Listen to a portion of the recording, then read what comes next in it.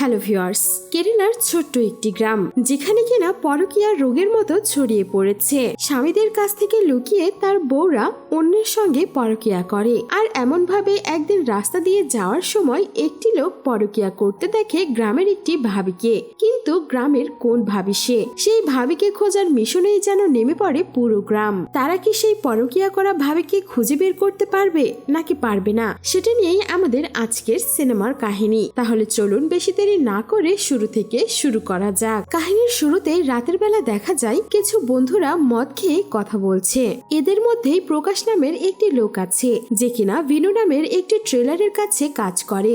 একটু পরেই প্রকাশ এখানে নিজের বাড়িতে যাওয়ার জন্য রওনা দিয়ে দেয়। এখানে রাস্তা দিয়ে যাওয়ার সময় প্রকাশ কারো বাড়ির দরজা খোলার শব্দ শুনতে পায়। কার ঘরের দরজা খুলছে সেটা চেক করার জন্য প্রকাশ জঙ্গলের ভেতর দিয়ে সেই শব্দের দিকে এগিয়ে যায়। প্রকাশ সেখানে গিয়ে দেখতে পায় একটু দূরেই একটি ছেলে মেয়ে রোমান্স করছে। যেহেতু এখানে চারদিকে অন্ধকার ছিল তাই প্রকাশ তাদের চেহারা দেখতে পায় না। কিছুক্ষণ রোমান্স করার পর ওই মেয়েটি সেখান থেকে চলে যায়, আর অন্যদিকে ওই লোকটি দেওয়ালের উপর দিয়ে লাফ দিয়ে চলে যায়। ঠিক তখনই প্রকাশ ওই লোকটির চেহারা দেখতে পায়। আসলে এখানে এই লোকটি আর মেয়েটির বাড়ি পাশাপাশি ছিল, যার কারণেই তারা রোমান্স করার জন্য এই বাগানটিকেই বেছে নিয়েছিল। আর যেই লোকটি পরকীয়া করছিল সেই লোকটির নাম বিনোদ। গ্রামে তার আটা বানানোর জন্য একটি মেশিনও রয়েছে।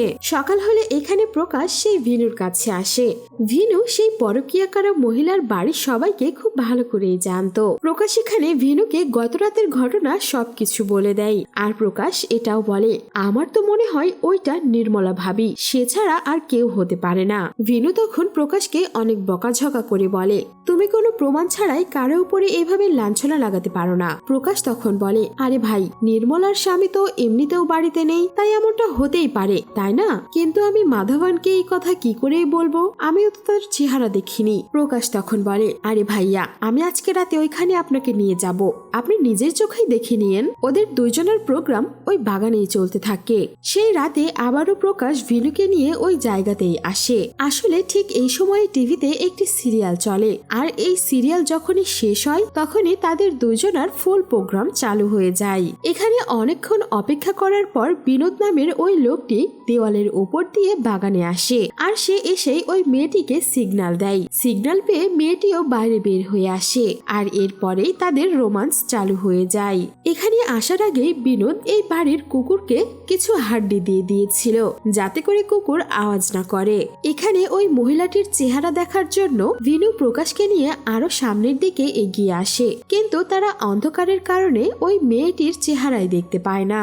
আর এরপরে ওই মেয়েটি আর ছেলেটি বাথরুমের ভেতরে গিয়ে তাদের কাজ করতে শুরু করে। আর এদিকে ভিনু আর প্রকাশ অনেকক্ষণ ধরে ওয়েট করছিল যে এরা দুইজন কখন নিজেদের কাজ শেষ করে বাইরে বের হবে আর কখন তারা ওই মেয়েটির চেহারাটা দেখতে পাবে। এখানে কাজ শেষ করে তারা দুইজন বের হয়, আর এরপর ওই ছেলেটি আবারও দেওয়াল টপকে চলে যায়। আর মেয়েটি যখন চলে যেতে লাগে তখন ভিনু দূর থেকে তার ব্লাউজ দেখতে পায়। ভিনু এখানে ব্লাউজের মাপ দেখেই বুঝতে পারে যে এটা নিশ্চয়ই নির্মলাই হবে। এখানে ভিনু গ্রামের সব মহিলাদের ব্লাউজ সেলাই করে দিত, যার কারণে সে এতটাই এক্সপার্ট হয়ে উঠেছিল যে সে দূর থেকেই সব মহিলার ব্লাউজের সাইজ বলে দিতে পারত, আর কে কোন ব্লাউজ পরে নাম ধরে ধরে সেটাও সে বলতে পারত। ভিনু এখানে নিজের দোকানে এসে নির্মলার ব্লাউজের সাইজ প্রকাশকে দেখাতে থাকে। প্রকাশ তখন ভিনুকে বলে, আরে ভাই, তুমি তো বলেছিলে 36, এখানে তো 34 লেখা আছে। ভিনু তখন বলে, আরে ফেস্টিভ্যালের সময় সব মহিলারাই অনেক খাওয়া দাওয়া করে, যার জন্যই তাদের সাইজ এদিক ওদিক হতে থাকে। এইভাবেই ভিনু প্রকাশকে কিছু এক্সাম্পল দেখাতে থাকে।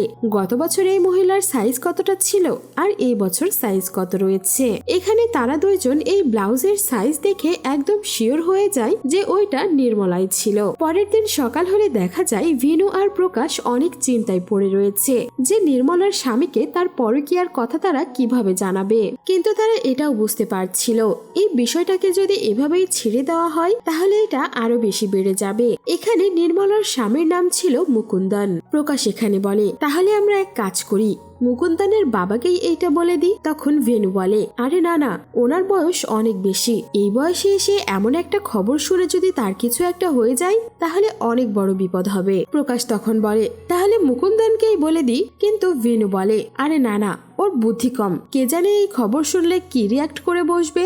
এখানে প্রকাশ তখন আবারও বলে, তাহলে আমরা মুরলিকে সব ঘটনা খুলে বলি। আসলে এই মুরলিটা হচ্ছে নির্মলার দেবর। ভিনু তখন বলে, একদম ঠিক বলেছিস, মুরলি একটু বুদ্ধিমান রয়েছে। আর এরপর ভিনু মুরলিকে ফোন করে সমস্ত ঘটনায় এক এক করে খুলে বলতে থাকে। আসলে এখানে মুরলি, তার বাবা আর মুকুন্দন অন্য একটি গ্রামে গিয়েছে, তাদের কার্পেন্টারের কাজ আছে, সেই জন্যই তারা গিয়েছিল। মুরলি এই কথা শোনার পর নিজের বাবাকে একটু সাইডে ডেকে আনে আর বলে, ওই বিনোদ আর নির্মলা ভাবির নাকি পরকিয়া চলছে। আমাদের গ্রামের যেই দর্জি আছে বিনু, সে নিজের চোখে দেখেছে। মুরলির বাবা এখানে এই কথা শুনে বেশ শক খেয়ে যায় আর বলে, বিনু যেহেতু বলেছে তাহলে অবশ্যই বিষয়টা সত্যিই হবে, কিন্তু তবুও তার কথার উপরে পুরোপুরি বিশ্বাসও করা যায় না। তুমি তোমার বড় ভাই মুকুন্দনকে এই কথা আগেই বলো না, তুমি নিজেই গ্রামে যাও আর সত্য কি সেটা খুঁজে বের করো। এখানেই আমরা জানতে পারি অনেক বছর আগে মুরলি আর বিনোদের পরিবারের মধ্যে কিছু একটা বিষয় নিয়ে ঝগড়া হয়েছিল। এখানে তারা একে অপরের আত্মীয় ছিল, যার জন্য মুরলির বাবা মুরলিকে বলে, তুমি সেখানে গিয়ে কোনো ঝামেলা করবে না, বরং ঠান্ডা মাথায় সমস্ত কাজ করে আসবে। মুরলি এখানে গ্রামে ফিরে আসে আর তার বন্ধুকে সঙ্গে নিয়ে সে ভিনুর সঙ্গে দেখা করতে আসে। ভিনু তখন মুরলিকে বলে, দেখো মুরলি, আমি বলছি তুমি আমাদের কথাই বিশ্বাস করো না, বরঞ্চ তুমি নিজেই আজকে রাতে নিজের চোখে সবকিছু দেখো আর এরপরে যা করার তাই করো। আর এই কথা অন্য কেউই জানে না, আমাদের 4 জন ছাড়া। মুরলি তখন বলে, কিন্তু আমি তো বাবাকে বলে দিয়েছি। ভিনু বলে, সমস্যা নেই, এটা তো তোমাদের বাড়িরই মামলা, আর আজকে রাতে তুমি বাড়িতে যেও না, রাতটা তুমি এখানেই থাকো, আর কালকে সকাল হলে তারপর বাড়িতে যেও। সিন কাট হলে আমরা দেখতে পাই নির্মলার স্বামী মুকুন্দন নির্মলার জন্য একটি সুন্দর শাড়ি কিনছে। সে যখন এরপর গ্রামে যাবে, সে এই শাড়িটি নির্মলাকে গিফট করবে। দূর থেকেই এই দৃশ্যটা মুকুন্দনের বাবাও দেখছিল, আর সে বসে বসে ভাবছিল নির্মলার এই পরকীয়ার কথা সে মুকুন্দনকে কিভাবেই বা বলবে। এদিকে রাত হলে দেখা যায় প্রকাশ ভিনুকে জিজ্ঞেস করছে বিনোদের পরিবার আর মুরলির পরিবারের মধ্যে কি ঘটেছিল। ভিনু তখন বলে, আসলে একটি জমি নিয়েই তাদের মধ্যে ঝগড়া শুরু হয়েছিল, তাও আবার ছোট্ট একটি বাথরুমকে নিয়ে, যার জন্যই তারা এখন পর্যন্ত একে অপরের সঙ্গে কথাও বলে না। একটু পরেই এখানে ভিনু আর প্রকাশ মুরলি আর তার বন্ধুর কাছে আসে। এখানে ভিনু বলে, একটু পরেই একটি নাটক শুরু হবে টিভিতে, আর নাটকটি শেষ হলেই সেই প্রোগ্রাম চালু হয়ে যাবে, তাই তোমরা জলদি সেখানে যাও। এখানে প্রকাশ বলে, ভাইয়া আমরা দুজনে আপনাদের সঙ্গে যাই, কিন্তু মুরলি এখানে মানা করে দেয়। মুরলি বলে, কোনো দরকার নেই, আমরা দুজন সবকিছু সামলে নেব। এখানে সিরিয়াল শেষ হবার পর মুরলি আর তার বন্ধু সেই জায়গাতেই আসে আর ওই ছেলে মেয়ের অপেক্ষা করতে থাকে। এখানে সিরিয়াল শেষ হবার পর নির্মলা ঠিকই এখানে আসে, কিন্তু অনেকক্ষণ অপেক্ষা করার পরও বিনোদ সেখানে আসে না। এখানে মুরলি আর তার বন্ধু অনেক অবাক হয়, কারণ এটা সত্যি নির্মলাই ছিল। মুরলি এখানে নিজের ভাবিকে দেখে বিশ্বাসই করতে পারছিল না যে তার ভাবি এতটা নিচে নেমে গেছে। এদিকে ভিনু যখন বাড়িতে আসে, সে এসে দেখে তার বাড়িতে তালা লাগানো। যেহেতু তার বউ বাড়িতে নেই, এটা দেখে ভিনু নিজের বউয়ের উপরেই সন্দেহ করতে থাকে যে তার বউয়ের আবার কোনো ছেলের সঙ্গে পরকীয়া চলছে না তো। তখনই সেখানে তার বউ আসে আর বলে, আমি একটু পাশের বাড়িতে গিয়েছিলাম, বাড়িতে তো বিদ্যুৎ ছিল না, কি করতাম আমি বাড়িতে বসে বসে। এখানে নিজের বউকে দেখে অবশেষে ভিনু একটু শান্ত হয়। পরের দিন সকালে ভিনু আর প্রকাশ আবারও মুরলির বাড়িতে আসে। কাল রাতে তো আমি ঘুমাতেই পারিনি, তোমরা দুজন কি ওই দুজনকে দেখেছো? তখন মুরলি বলে, আমার ভাবি তো সেখানে এসেছিল, কিন্তু ওই বিনোদ সেখানে আসেনি। তখন ভিনু বলে, ভালোই হয়েছে, তুমিও এই কথা ভুলে যাও, আর আমরাও আজকে থেকে এই কথা ভুলে যাব। হতে পারে আমাদের বুঝতে কোথাও ভুল হয়েছে। তখনই তারা 3 জন নির্মলার আওয়াজ শুনতে পাই। নির্মলা সেখানে তার শাশুড়ি মাকে বলছিল, মা আমি আটা পিষাতে যাচ্ছি। তখন মুরলি মনে করে হয়তোবা কালকে রাতে বিনোদের সঙ্গে দেখা হয়নি, সেই জন্যই আমার ভাবি বিনোদের কাছে আটা পিষাতে যাচ্ছে। আজকে ওই 2 জনকে হাতে নাতে ধরেই ছাড়বো। এইভাবেই তারা 3 জন নির্মলাকে ফলো করতে শুরু করে। নির্মলা এখানে দোকানে যাওয়ার সময় গ্রামের বিভিন্ন মানুষদের সঙ্গে কথা বলতে বলতে যাচ্ছিল। এরপরেই নির্মলা আটা পিষানোর জন্য ওই বিনোদের দোকানে পৌঁছে যায়। আর অন্যদিকে ওই 3 জন অনেক দূর থেকে নির্মলা আর বিনোদকে দেখছিল, কিন্তু তারা 3 জন ওই 2 জনের কোনো কথাই বুঝতে পারছিল না। তখনই প্রকাশ বুদ্ধি করে একটি একটু কাছে যায় আর সেখান থেকে লিপ রিডিং করতে শুরু করে। এখানে প্রকাশ বেশ বাজে বাজে ভাবে লিপ রিডিং করতে থাকে। মুরলি তখন প্রকাশকে বলে, চুপ থাক, ওদের মধ্যে এমন কোনো কথাই হচ্ছে না, এরা দুইজন তো শুধুমাত্র নর্মালি কথাবার্তা বলছিল। এখানে মুরলিও বিশ্বাস করতে শুরু করে নির্মলা আর বিনোদের মধ্যে নিশ্চয়ই কিছু একটা চলছে, যার জন্য সে নিজের বাবাকে ফোন করে আর বলে, বাবা, ভিনু সত্যি বলছে, আমি নিজের চোখেই দেখেছি সবকিছু। তখন মুরলির বাবা বলে, ঠিক আছে, তুমি ফিরে এসো, আমরা দুইজন একসঙ্গেই মুকুন্দনকে এই কথাগুলো বলে দেব। সিন কাট হলে দেখা যায় মুরলি আর তার বাবা মুকুন্দনকে সাইডে ডেকে এনে নির্মলা আর বিনোদের পরকীয়ার সমস্ত কথাই বলে দিচ্ছে।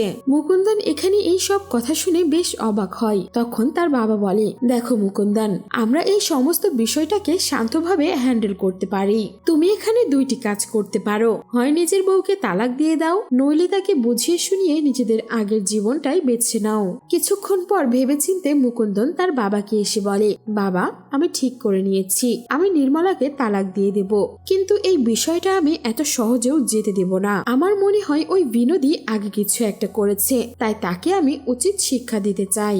মুকুন্দনের বাবা তখন বলে, ঠিক আছে, আগে তোমরা দুই ভাই গিয়ে তাদেরকে হাতে নাতে ধরো, এরপর আমরা প্ল্যান করব ওদের দুজনকে কিভাবে শিক্ষা দেওয়া যায়, কারণ এখন তো আমাদের কাছে কোনো পাকাপোক্ত প্রমাণ নেই। মুকুন্দন এখানে নিজের জামা কাপড় প্যাক করছিল বাড়ি যাওয়ার জন্য।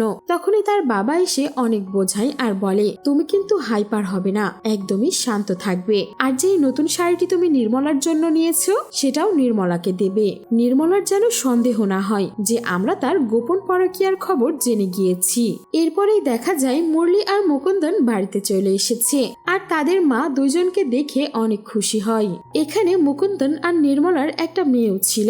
নির্মলা যখন ঘরে এসে মুকুন্দনের ব্যাগ খোলে তখন সে কাপড়ের ওপরে নতুন শাড়িটি পেয়ে যায়। নতুন শাড়ি পেয়ে নির্মলা এখানে মুকুন্দনকে দেখে জড়িয়ে ধরে, কারণ সে অনেক খুশি হয়েছিল। কিন্তু এদিকে মুকুন্দন নির্মলার ওপর যেহেতু রাগ করেছিল তাই সে তাকে একটু অ্যাভয়েড করছিল।